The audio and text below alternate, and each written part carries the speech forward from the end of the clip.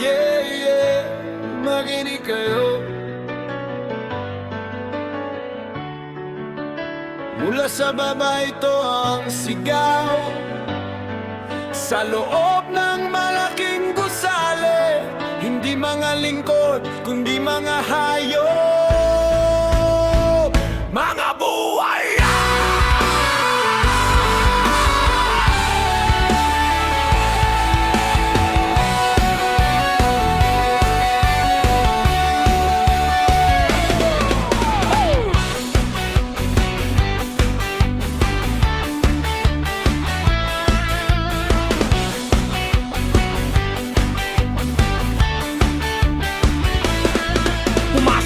Santo, lumabas na parang demonyo. Suwat ay mamahalin, puno ng ginto at alahas nyo. Tawag mo'y mambabatas, pero ano ang ginagawa? Batas ay binabaluktot para lang sa bulsa ninyo. Kongreso at Senado, pugad ng mga magnanakaw. Ang buwis ng bayan, inuubos nyo ng bako. Proyektong wala namang silbi, pinipirma lang para kumita. Habang ang tao'y nagugutom, kayo'y nagpapatas. Sa salita nyo'y matamis, pangako'y puno ng pangakit. Pero pagdating sa pwesto, lahat ay biglang nalilimot. Pondo ng edukasyon, kalusugan at kabuhayan, inililipat sa bulsa. Sarili lang ang inaalagaan ng mga buhaya sa itaas. Malalaki ang tiyan at bibig, lahat ng kayamanan galing sa pawis at dugo namin. Wala kayong konsensya, wala kayong kahit nahiya. Ang kapangyarihan nyo ginagamit pambalot sa kasalanan.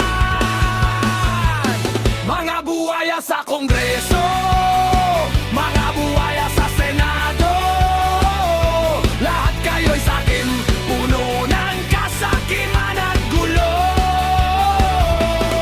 Nakaupo sa trono habang bayan ay lumuluhod, kinakain ng yaman hanggang sa wala nang matira. Buhaya, buhaya, puno ng dumi ang inyong mga kamay. Buhaya, buhaya, panahon na para kayo'y matanggal sa pwesto.